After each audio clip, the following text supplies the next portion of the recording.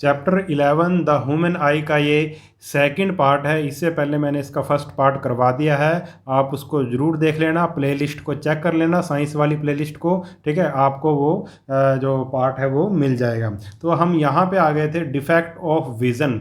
ये बहुत ही important question है, ये हर बारी पेपर में आता है, आपके पेपर में ज़रूर आएगा। ये बहुत ही इम्पोर्टेंट है, डिफेक्ट ऑफ विज़न, यानी कि हमारे देखने में क्या डिफेक्ट आ सकता है, आँखों में क्या डिफेक्ट आ सकता है, इसके बारे में हम पढ़ेंगे और उसका इलाज भी पढ़ेंगे। We now know that a normal eye can see object over a wide range of distances varying from 25 centimetre to infinity. अब हम ये जान गए हैं कि जो हमारी आँख है वो कई तरह के ऑब्जेक्ट को देख सकती है। कहाँ से कहाँ तक देख सकती है भाई? 25 सेंटीमीटर से लेकर इन्फिनिटी तक, यानी कि इन्फिनिटी का मतलब बहुत दूर तक देख सकती है हमारी आँख। 25 सेंटीमीटर से लेकर इन्फिनिटी तक देख सकती है। Sometimes in spite of all precautions and proactive action our eyes may develop some defect। और कभी कभी हम जितना भी चाहे प्रिकॉशन ले लें, जितने भी प्रोएक्टिव एक्शन ले लें, फिर भी हमारी आंखों में डिफेक्ट आ जाता है।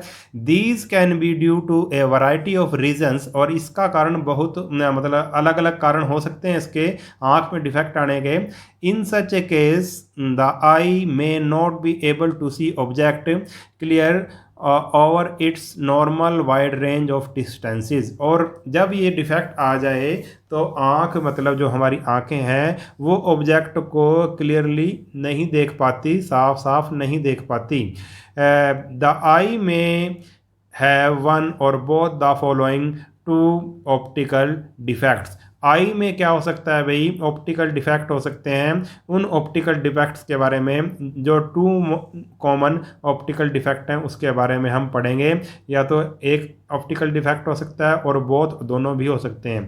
ठीक है, तो उन दोनों का नाम क्या है? पहला है मायोपिया, नियर साइटेडनेस, और दूसरा है हाइपर मेट्रोपिया, फार साइटेडनेस। ठीक है, मायोपिया में क्या होता है आपको थोड़ा सा बता देता हूँ। मायोपिया में हमें myopia is a defect of the eye due to which the eye is not able to see distance object clearly. हमें मायोपिया में दूर पास की चीज़ें तो साफ दिखाई देती हैं, मगर जो दूर की चीज़ें हैं वो पास मतलब साफ दिखाई नहीं देती।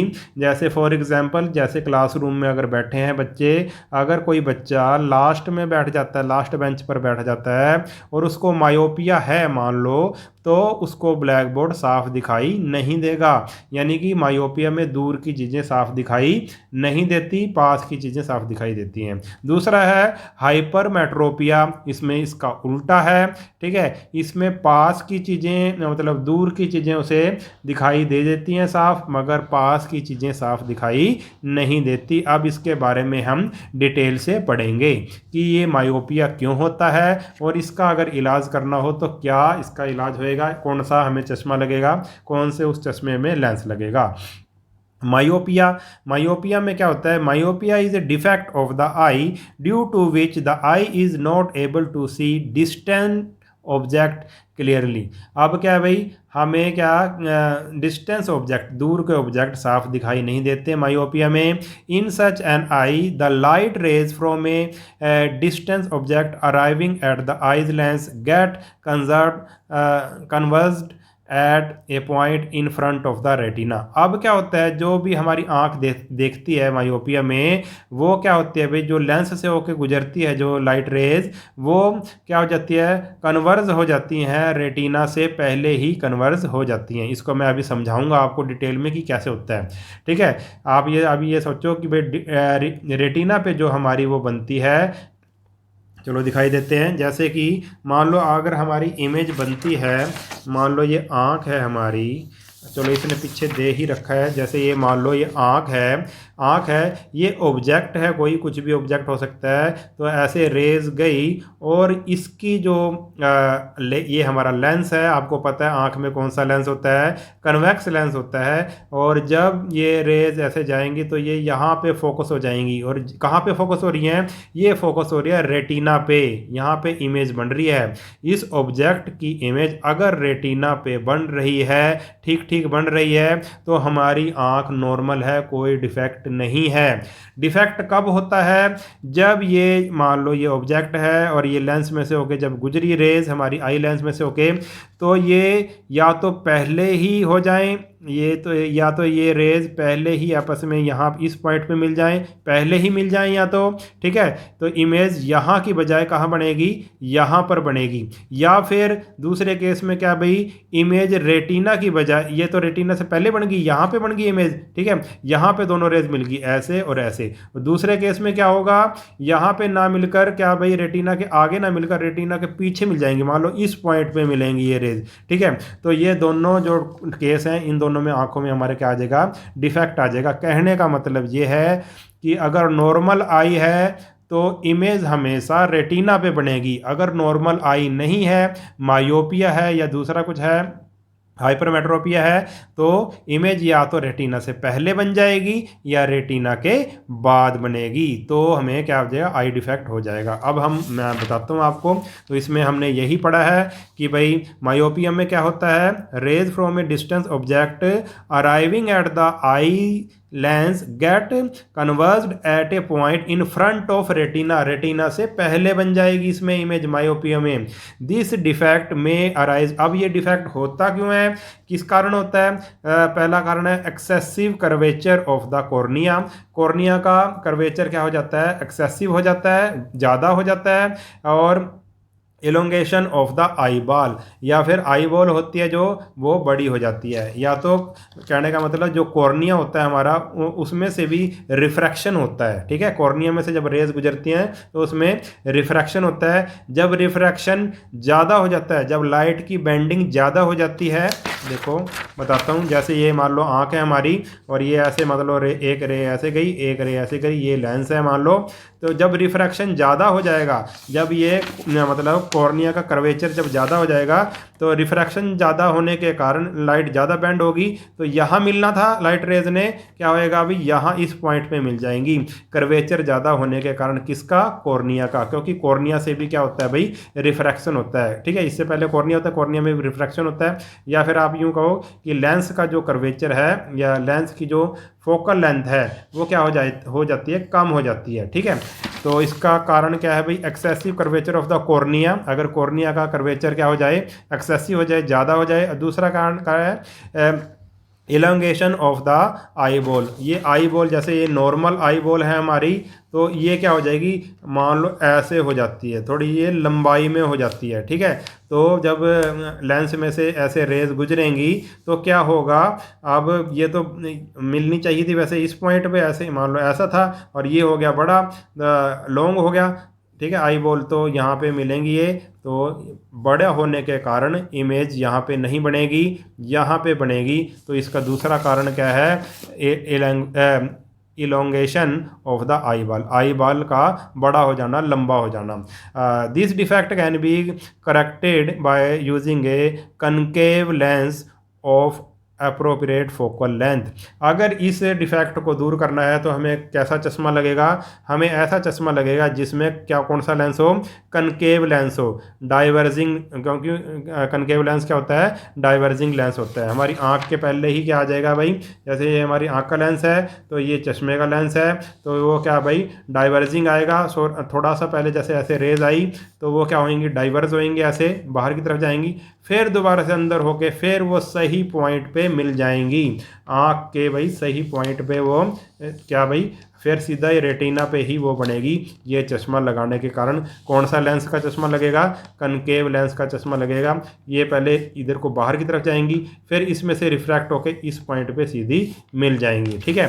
तो this defect can be corrected by using A concave lens of appropriate focal length. अब क्या है भाई? हाइपर मेट्रोपिया, इसमें क्या होता है? We may have seen some middle age, किसी की मिडल एज जब हो जाती है यानी कि 40-45 साल का हो जाता है, people holding a book somewhat away from their eyes to read it properly, तो वो पास रहकर बुक को नहीं पढ़ सकता, वो दूर से पढ़ता है बुक या कोई अखबार, वो थोड़ी सी दूर ले जाके पढ़ता है आंखों से। उसका कारण क्या है?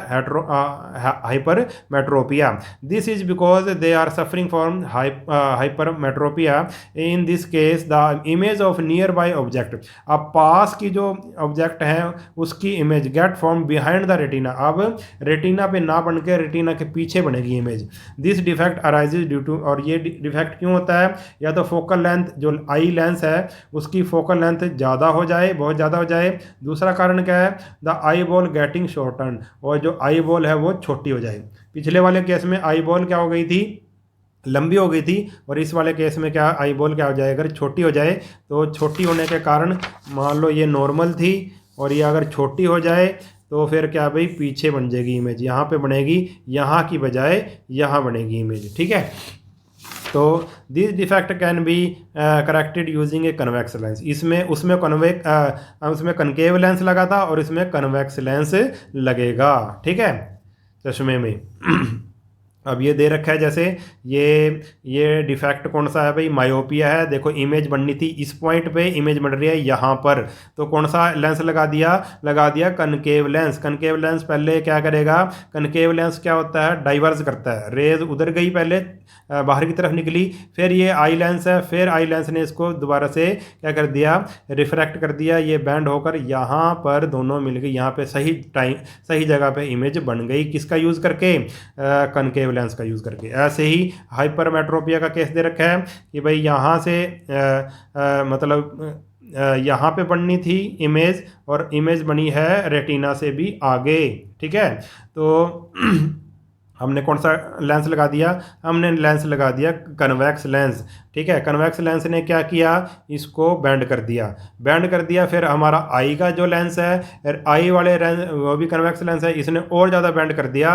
फिर ये यहाँ पे मिल रही थी ना पहले, अब ये 2 बार बैंड हो गई तो यहाँ पर ये मिल गई. ठीक है, तो हमने हाइपरमेट्रोपिया को किस लेंस से दूर किया, बीमारी को कन्वेक्स लेंस से दूर किया. ठीक है, sometime during old age the eye lens of the some people becomes hazy और इवन ओपेक. और जब कई बार क्या हो जाता है भाई, जब उम्र ज़्यादा हो जाती है, ओल्ड एज, तो जो हमारा आई लेंस हो जाता है वो क्या हो जाता है, बिल्कुल धुंधला हो जाता है, दिखाई नहीं देता. This happens because of the development of membrane over it. इसका कारण क्या है, उसके ऊपर एक मेम्ब्रेन डेवलप हो जाती है, एक पतली मतलब परत या झिल्ली सी मतलब उस पर छा जाती है. When this happens the person is said to have cataract.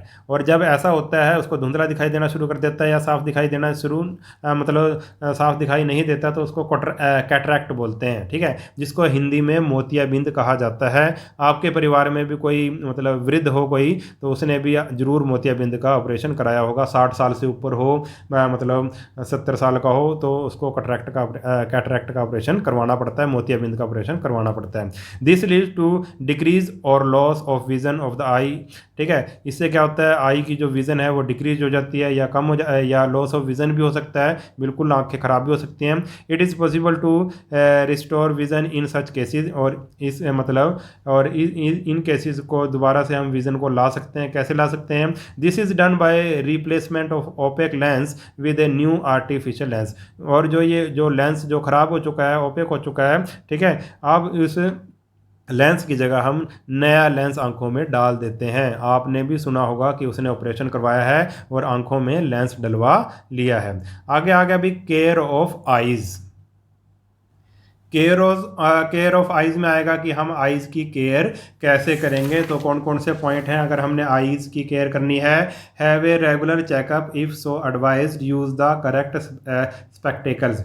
हमें रेगुलर चेकअप करवाना चाहिए आंखों का, अगर डॉक्टर ने हमें इसकी सलाह दी है तो और सही से चश्मा पहनना चाहिए, सही चश्मा पहनना चाहिए. नेवर लुक एट द सन और any other powerful light source directly. कभी भी सूरज की तरफ सीधा नहीं देखना चाहिए और ऐसा कोई पावरफुल लाइट का सोर्स है उसकी तरफ भी सीधा नहीं देखना चाहिए. Have sufficient light in the room when you are reading, writing, watching television. Poor lighting in the room causes eye strain.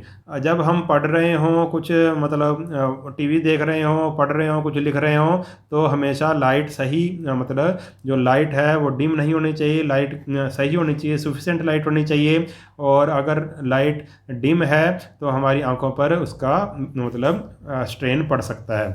Try not to spend too much time looking continuously at the computer screen और television.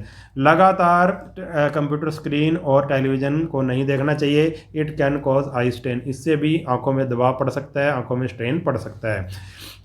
Eat and balanced diet, having lots of fruits and vegetable. Lack of vitamin A in the food is responsible for many eye problem, including night blindness. हमें अच्छा खाना खाना चाहिए, balance diet खानी चाहिए जिसमें fruit और वेजिटेबल होने चाहिए।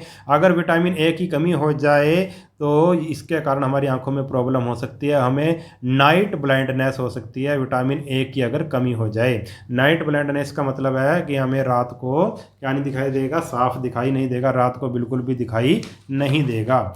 Gently wash eyes frequently with clean water, हमें साफ़ पानी से अपनी आंखें धोनी चाहिए। नो योर फैमिली हिस्ट्री, हमें अपनी फैमिली हिस्ट्री का पता होना चाहिए। Some of the vision problem may be inherited, they may run in the family.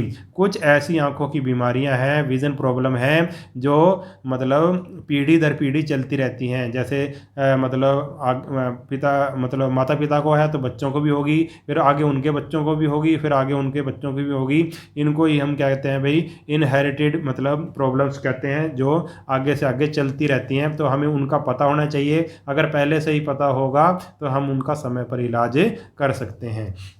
उसके बाद आ गया भाई visually challenge person. Visually challenge person का मतलब है कि जिस पर्सन को दिखता नहीं है, उसके बारे में है ये।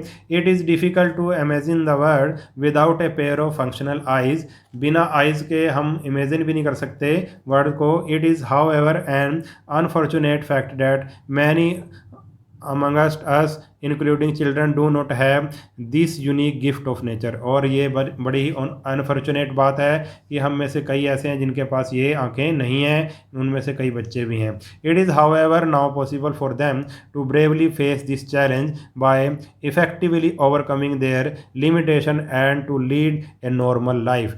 अब ये पॉसिबल हो गया कि अब हम इन चैलेंज का ब्रेव होकर सामना करें और जो उनकी कमियां हैं उनको दूर करें, ठीक है, और एक नॉर्मल जो लाइफ है वो जिएं। Such brave and courageous visually challenged person deserve our appreciation and full support for their courage and conviction। और ऐसे जो पर्सन होते हैं, विजुअली चैलेंज पर्सन होते हैं, जिनको दिखाई नहीं देता, उनको हमें अप्रिशिएट करना चाहिए, उनको फुल सपोर्ट करनी चाहिए। Vision problem may be due to some illness such as diabetes, glaucoma, cataract और vitamin A deficiency. Vision problem बीमारी के कारण हो सकती हैं, डायबिटीज़ के कारण, ग्लूकोमा और कैटरैक्ट और विटामिन ए की कमी के कारण हो सकती हैं। They can also be due to genetic और इनहेरिटेड प्रॉब्लम। ये जेनेटिक हो सकती है, अभी मैंने बताया था कि माँ बाप को बच्चों से, फिर आगे बच्चों को बच्चों से, ठीक है, ऐसे हो सकती है, ठीक है। वह problem get transmitted down to kids from parent through their genes. और ये किसके कारण होती है, आपको पता ही है कि माता पिता के जीन जो होते हैं वो बच्चों में जाते हैं, उसके कारण जीन ही इन बीमारियों को आगे ट्रांसफ़र करते हैं। In some unfortunate cases some person lose their vision due to some accident. और कोई ऐसा भी कारण हो जाता है कि एक्सीडेंट के कारण भी किसी की आंखें चली जाती हैं। Visually challenge person can either have limited vision और may have a complete loss of vision। जो विजुअली चैलेंज पर्सन होते हैं उनकी या तो लिमिटेड विज़न हो सकती है, यानी कि उन्हें बहुत कम दिखाई देता है, पार्शियल लॉस ऑफ विज़न, ठीक है, कम दिखाई देता है, या फिर कंप्लीट लॉस ऑफ विज़न, या फिर उन्हें बिल्कुल भी दिखाई नहीं देता। Hence all visually challenge person can not be treated alike. इसलिए सभी विजुअली चैलेंज पर्सन को एक जैसा ट्रीट हमने नहीं करना चाहिए। मतलब किसी को तो थोड़ा दिखाई देता है, किसी को तो बिल्कुल ही दिखाई नहीं देता, तो सबके लिए अलग अलग हैं। Their individual problem and requirement need to be taken into consideration. जो भी उनकी अलग अलग प्रॉब्लम है, उनको उनकी रिक्वायरमेंट है, उसको उसके हिसाब से देखना चाहिए। Most visually challenge person have a better sense of touch, smell और hearing than the normal people. जो भी विजुअली चैलेंज पर्सन होते हैं उनकी क्या होती है, ज़्यादा अच्छी क्या हो जाती है, टच उनका अच्छा होता है, स्मेल उनकी पावर अच्छी होती है, हियरिंग पावर उनकी अच्छी होती है नॉर्मल पीपल से, ठीक है। क्योंकि उनकी जो आंखों की देखने की शक्ति कम होती है मगर उनकी दूसरी शक्तियाँ बढ़ जाती हैं, जैसे कि टच, स्मेल की पावर, सूंघने की पावर और सुनने की पावर उनकी बढ़ जाती है दूसरे पीपल से। Such person try to identify things by developing their other senses more sharply and putting them to effective use. ऐसे पर्सन जो अपनी दूसरी सेंसेस को ज़्यादा डेवलप कर लेते हैं, ठीक है, और अपना इफेक्टिव उसका यूज़ ज़्यादा करते हैं। Help for visually challenge person. अब हमने हेल्प कैसे करनी है, विजुअली चैलेंज पर्सन को कैसे हेल्प दी जा सकती है उसके बारे में हम पढ़ेंगे। Modern technology also help them to further develop their capability. The vast majority of these people can be helped to function at a higher level with the use of additional resources. हम additional resources का use करके, aids का use करके हम उनकी सहायता कर सकते हैं। और the resources can be two type, दो तरह के हो सकते हैं रिसोर्सेज, नॉन ऑप्टिकल और ऑप्टिकल, ठीक है, नॉन ऑप्टिकल एड्स और optical aids. Non optical aids में क्या आ जाएगा, this often include tactual aids, ठीक है, using sense of touch, touch का यूज़ करके हम उनकी हेल्प कर सकते हैं। The visually impaired can learn to read and write by using a special touch system called braille. Braille लिपि, ब्रेल से वो टच मतलब जैसे जैसे उंगलियों के हाथ ऐसे रख रख के वो क्या भाई सीख सकते हैं, ब्रेल लिपि से पढ़ सकते हैं, लिख सकते हैं। This system makes use of raised dot. इस सिस्टम में ब्रेल सिस्टम में क्या होता है, उसमें रेज डॉट होती हैं, उठी हुई कुछ डॉट्स होती हैं पेपर के ऊपर। एंड ऑडिट, दूसरे में क्या है, auditory using sense of hearing. और इसमें क्या होता है भी सुन के करेंगे, वो सुनेंगे कैसे, इंक्लूड ऑडियो कैसेट सुनेंगे, टेप रिकॉर्डर सुनेंगे, ऑडियो सीडी सुनेंगे, ऑडियो बुक सुनेंगे, ठीक है, उससे उनको मदद मिलेगी क्योंकि वो देख नहीं सकते, सुन तो सकते हैं। Other electronic devices like computer, calculator, closed circuit television make use of software program that can transfer text file into sound। और दूसरे भी ऐसे कई उसका यूज़ कर सकते हैं कि जो मतलब ऐसे सॉफ्टवेयर हैं जो टेक्स्ट फाइल को, जो लिखी हुई फाइल्स को साउंड में चेंज कर देते हैं, तो उनका यूज़ भी हम विजुअली चैलेंज पर्सन के लिए कर सकते हैं। उसके बाद आ गया ऑप्टिकल एड्स। ऑप्टिकल में क्या लगेगा भाई, चश्मा वगैरह या लेंस वगैरह का यूज़ करेंगे। This include lenses and telescopic aids while suitable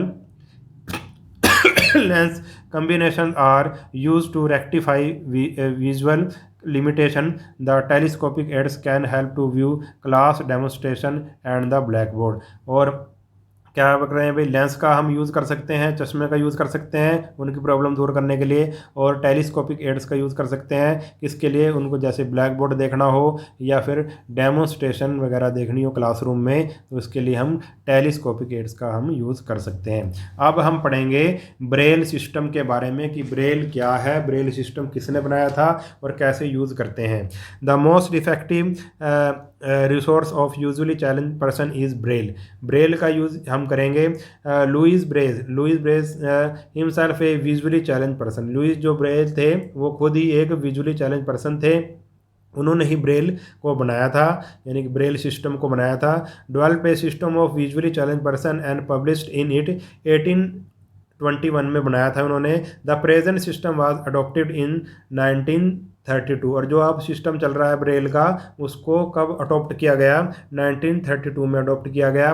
Braille is a coded language, ये एक कोडेड लैंग्वेज है, कोड में लैंग्वेज होती है, based on a logical system, जो एक लॉजिकल सिस्टम से चलती है। There are Braille codes for common languages as well as mathematical and scientific notation. इसमें क्या होता है, ब्रेल में कॉमन लैंग्वेज के कोड भी होते हैं और मैथ के और साइंस के कोड भी होते हैं। मैनी लैंग्वेजेस फॉरेन और इंडियन, बहुत सारी लैंग्वेज जैसे foreign language, Indian language can be read using the Braille system.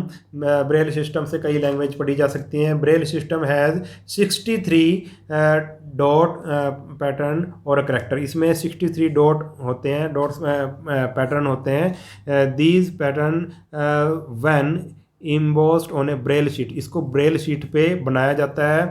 Help visually challenge person to recognise word by touching, और ये जो वर्ड्स हैं इनको टच करके, ऐसे टच करके वो फील करते हैं। To make them easier to touch the dots are raised, और डॉट्स को कुछ उभार के बनाया जाता है, रेज्ड डॉट होती हैं, ठीक है, तो थोड़ी सी उठी हुई होती हैं ताकि उनको आसानी से पता लग जाए टच करके। Each character has to be memorised, और हर एक करेक्टर को याद करना पड़ता है, हर एक सिंबल को, हर एक कोड को याद करना पड़ता है। Braille text can be produced by hand, और जो ब्रेल है टेक्स्ट उसको हाथों से भी बनाया जा सकता है और बाय मशीन, और मशीन से भी बनाया जा सकता है। अब देखो ये ब्रेल का सिस्टम है। देखो ये अल्फ़ाबेट दे रखी है, ब्रेल में ऐसे होते हैं, ये एक शीट पे होता है और शीट में उभरे हुए होते हैं ये बिंदु सारे, वो ऐसे हाथ लगा के देखता है कि ये क्या चीज़ है। जैसे ये जो पहला सिंबल है, ये जो पहला सिंबल है, ये वाला सिंबल है ना, जो ये वाला सिंबल, देखो 1 2 3 4 5 6 है ना, इसमें 6 डॉट्स हैं, और एक ये मोटी सी डॉट्स है, उभरी हुई डॉट्स है, ये क्या हो गया, वो ऐसे हाथ लगा के देखेगा, ये क्या है, ए, ठीक है। अब आई बी की बात, अल्फ़ाबेट बी की बात, ये भी 1 2 3 4 5 6, हर एक में 6 होंगे, ठीक है। अब वो ऐसे हाथ लगा के देखेगा, अब ये दो बिंदुओं पे हाथ लगा उसका, तो वो समझ जाएगा ये क्या है, बी, और ये जब इस पे हाथ लगा के देखेगा तो वो समझ जाएगा ये क्या है, सी, और फिर ये सी, ये डी का सिंबल है, ऐसे ऐसे ऐसे, और इस पे हाथ लगा के देखेगा तो समझ मतलब हाथ लगा के फील करेगा, सॉरी देखेगा नहीं, फील करेगा ऐसे हाथ लगा के, तो वो क्या करेगा भाई, समझ जाएगा वो क्या है, ये डी। ऐसे ही ए से लेके ऐसे पूरा इसने जेड तक बना रखा है ये सारे सिंबल। ऐसे ही काउंटिंग के सिंबल भी बना सकते हैं, ये 0 है, ये 9 है, ये 8 है, ये 7 है, ठीक है, इस तरह से ये सारा कुछ बना रखा है। अब कुछ एग्जाम्पल दे रखे हैं ऐसे व्यक्ति जो विजुअली चैलेंज थे मगर उन्होंने ज़िंदगी में बड़े बड़े काम किए, उनके कुछ एग्जाम्पल्स हमें दे रखे हैं, ये भी पढ़ना जरूरी है। रविंदर जैन ए lyrist singer and composer was completely visually challenged at birth. He obtained the संगीत प्रभाकर डिग्री फ्रॉम इलाहाबाद। अब रविंदर जैन के बारे में आपने सुना होगा, वो एक गीतकार भी हैं, गाने भी लिखते हैं, गायक भी हैं और संगीत कंपोज़र भी हैं, और वो क्या है भाई, उन्हें बिल्कुल भी नहीं दिखता, वो विजुअली चैलेंज पर्सन है और जन्म से ही हैं वो, ठीक है। आपने आज जो लॉकडाउन में रामायण दिखाई थी, रामायण में जो भी म्यूज़िक दे रखा है इन्होंने ही दे रखा है, रविंदर जैन ने ही दे रखा है, और जो जो वो गाते हैं उसमें जो रामायण में बीच बीच में जो मतलब गाने वगैरह आते हैं वो भी इन्होंने ही गा रखे हैं। आगे आगे भाई लाल अडवाणी हिमसेल्फ विजुअली चैलेंज। अब लाल अडवाणी एक बंदा है, उसका भी विजुअली चैलेंज है वो। Established an association for the special education and rehabilitation of disabled in India. उन्होंने एक एसोसिएशन बनाई थी, ठीक है, स्पेशल एजुकेशन के लिए, और अब क्या है वो, he also represented India on Braille problem in UNESCO, और यूनेस्को एक संस्था है, उनको अब इंडिया मतलब he also represented India, India को अब रिप्रेजेंट करते हैं यूनेस्को में, ठीक है। Manjunath V Srinivas Murthy and Ashok are visually challenge but undergraduate. ये विजुअली चैलेंज है मगर अंडर ग्रेजुएट हैं। They are the first 3 visual challenge person to anchor news bulletin. ये ऐसे 3 बंदे हैं जिन्होंने न्यूज़ बुलेटिन को शुरू किया था, ये एंकर हैं न्यूज़ बुलेटिन के, ठीक है, समाचार बताते हैं ये। In the history of Indian television, Indian television में ये क्या बताएं, ये तीनों विजुअली चैलेंज है और समाचार सुनाते हैं। दे एंकर्ड कन्नड़ा न्यूज़, ये कर्नाटक की न्यूज़ है, कन्नड़ा न्यूज़ में जो दूरदर्शन केंद्र दूरदर्शन रीजनल चैनल पर बेंगलुरु में ये समाचार सुनाते हैं। Mister Diwakar is the first visually challenge person who clear the civil service examination. और ये मिस्टर दिवाकर हैं जिन्होंने सिविल सर्विस एग्जामिनेशन दिया था और ये विजुअली चैलेंज है, इन्होंने क्लियर किया था। फॉर तमिलनाडु के हैं। He now work in Southern Railway Chennai, और ये साउदर्न रेलवे चेन्नई में वर्क करते हैं इस टाइम, ऑफिसर हैं ये, ठीक है। Maria Runyan was the first legally qualified visually challenge person to ever qualify for the Olympic. और ये मारिया रुनियान ये ओलंपिक के लिए क्वालिफाई किया था इन्होंने, ये भी विजुअली चैलेंज है। हेलन ए केलर, इनका बहुत नाम है ये, ठीक है, एन अमेरिकन ऑथर, ये एक लेखक हैं, लेक्चरर हैं। इज़ परहैप्स, अब नहीं है इस दुनिया में शायद, 1903 में इनका जो इन्होंने स्टोरी ऑफ लाइफ लिखी थी। Is perhaps the most well known and inspiring visually challenge revenge person. She wrote a number of books, बहुत सारी बुक्स लिखी हैं। The story of my life 1903 में लिखी थी इन्होंने। He lost her sight at the age of 1.5 year, जब ये 1.5 ईयर की थी तब इनकी क्या चली गई थी भाई, आंखें चली गई थी। But never lost her courage and yeast for life, मगर इन्होंने कभी भी अपनी हिम्मत नहीं हारी, ठीक है, और ज़िंदगी को अच्छे से जिया, ठीक है। ये इनका नाम है हेलन ए केलर, ठीक है। तो ये लेसन हमारा हो गया कंप्लीट। अगर वीडियो आपको अच्छा लगा है तो चैनल को सब्सक्राइब कर लेना और वीडियो को अपने सभी दोस्तों के साथ शेयर जरूर कर देना। मिलते हैं नेक्स्ट वीडियो में, तब तक के लिए नमस्कार।